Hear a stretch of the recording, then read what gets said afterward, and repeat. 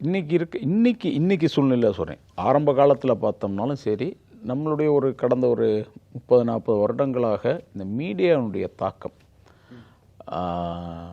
Cinema, அந்த காலத்தில் cinema எடுத்துட்டிங்கனாலும் சரி, இன்றைக்கி வரைக்கும் சினிமாக்கள் எடுத்துக்கிட்டிங்கனாலும் சரி, இந்த உருவத்தை வைத்து அவங்கள வந்து எள்ளி நகையாடுறதை நம்ம பார்க்க முடியுது.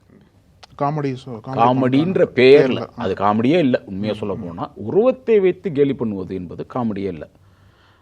ஒருத்தர் கற்பாக இருக்காருன்னா அதை வைத்து காமெடி, ஒருத்தர் உடல் மாற்றுத்திறனாளியாக இருக்கிறாருன்னா அதை வச்சு காமெடி, ஒருத்தர் 3ஆம் பாலினமாக இருக்காருன்னா அவரை வைத்து காமெடி.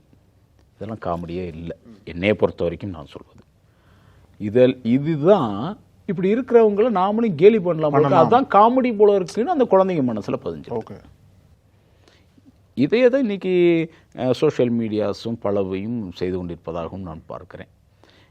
காமெடின்ற பெயரில் இந்த பாடி ஷேமிங் இங்கே மட்டும் இல்லை, நான் பார்க்க உலகளவில் எல்லா இடங்களையும் அந்த மாதிரியான விஷயங்கள் நடந்து கொண்டிருப்பதாக தான் பார்க்குறோம்.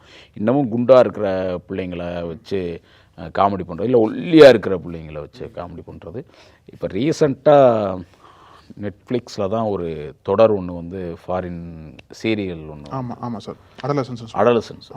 அதனுடைய மெயின் தீமே என்னன்னு பார்த்தீங்கன்னா, அந்த பையனுடைய பாடி ஷேமிங்கை வச்சு தான் அந்த இது அபியூஸ் பண்ணியிருப்பாங்க.